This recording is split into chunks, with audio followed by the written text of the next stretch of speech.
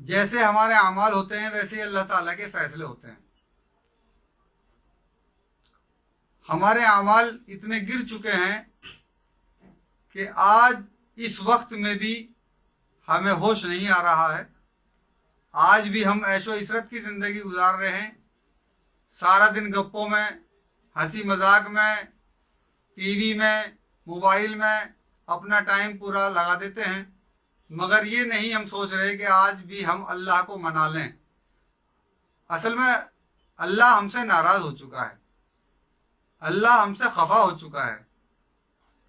अल्लाह ताला ने तो बहुत ढील दी, बहुत लोगों ने समझाया, आ जाओ दीन की तरफ, समझ जाओ, मना लो अल्लाह ताला को, मगर हम इतने मसरूफ़ हो गए अपनी ज़िंदगी के अंदर, अपने अपने कामों में इतने मसरूफ़ हो गए कि आज तक हमें ये होश ही नहीं आया, हमें ये होश नहीं आया कि हमें करना क्या है।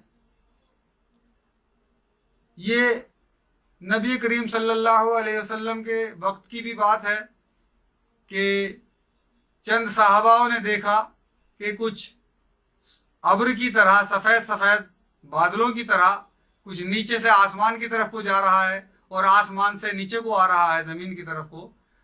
तो साहबाओं ने अर्ज़ किया कि या रसूलल्लाह, ये जो हम देख रहे हैं कि सफ़ेद सफ़ेद अब्र की तरह ऊपर से नीचे को आ रहा है और नीचे से ऊपर को जा रहा है, ये क्या है?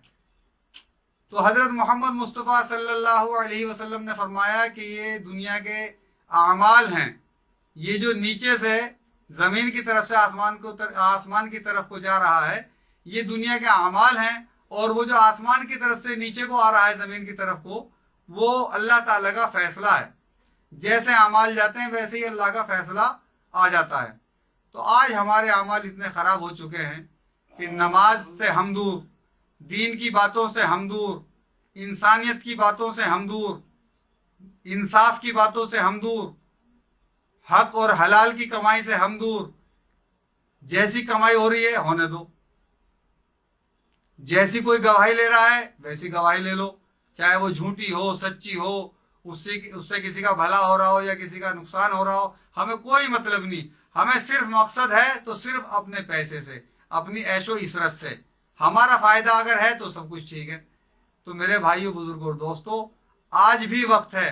आज भी अगर हम सुधर जाएं और आज भी अगर हम अल्लाह ताला को मना लें तो अल्लाह ताला शायद हमें माफ़ कर दे, क्योंकि अल्लाह के घर के दरवाजे तो हमारे लिए बंद हो चुके हैं। अल्लाह के घर के दरवाजे तो अल्लाह ने बंद कर दिए हैं।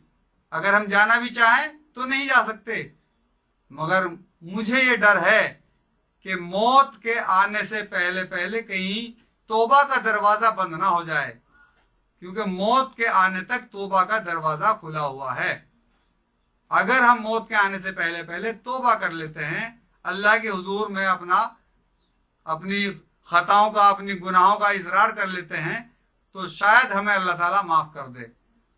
तो मेरे भाइयों, बुजुर्गों, दोस्तों और मेरे अजीज़ साथियों, मेरी सबसे दरख्वास्त है कि इस वक्त में जो ये महामारी का, एक वबा का वक्त चल रहा है, बड़ी मुसीबत का दौर है, और ख़ास करके ईमान वालों के ऊपर ख़ास करके ये आजमाइश का भी दौर है और मुसीबत का भी दौर है। तो इस आजमाइश में भी वही पास होगा जिसे अल्लाह पास करेगा, और अल्लाह भी उसे पास करेगा जिसकी अंदर से तड़प होगी, अंदर से जिसकी तड़प होगी अल्लाह को राज़ी करने की, अल्लाह को मनाने की। ठीक है जी।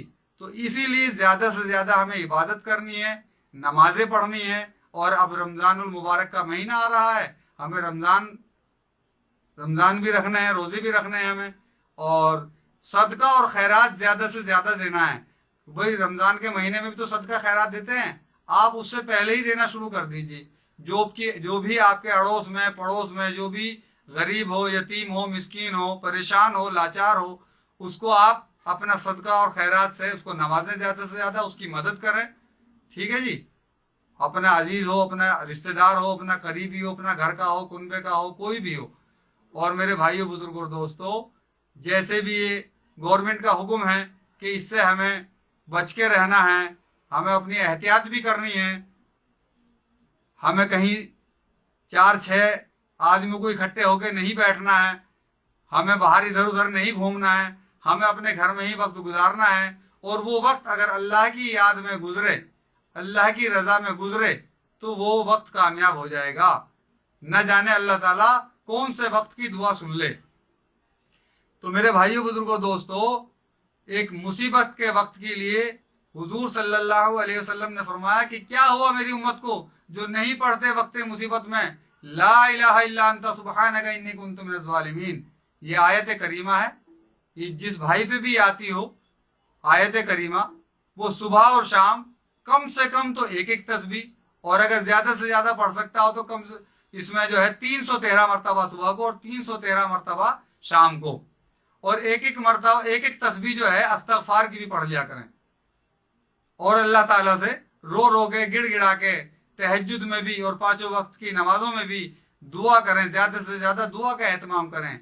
दुआ ही एक ऐसा हथियार है जो बड़े से बड़े वबाल को और बड़े से बड़ी मुसीबत को टाल देती है और अल्लाह को रहम आ जाता है, क्योंकि अल्लाह रहीम है, अल्लाह करीम है। और अगर किसी से आयत करीमा ना आए, इतना पढ़ना ना जानता हो, तो वो या अरहमर राहिमीन, या अरहमर राहिमीन, या अरहमर राहिमीन कम से कम एक एक तस्बीह, और नहीं तो 313 मरतबा सुबह को और 313 मरतबा शाम को, अव्वल आखिर दरूद शरीफ, और एक एक तस्बीह अस्तगफार की पढ़ लिया करें। बस यही गुजारिश है। अगर आपको ये वीडियो अच्छी लगे तो इसको अपने भाई बंधों को और को भी शेयर करें और इस बात पे अमल करने की कोशिश करें। अल्लाह ताला हमें और आपको सबको कहने सुनने से ज्यादा अमल की तौफीक अता फरमाए। वाखिरु दावाना अनिल हम्दुलिल्लाहि रब्बिल आलमीन। अस्सलाम वालेकुम।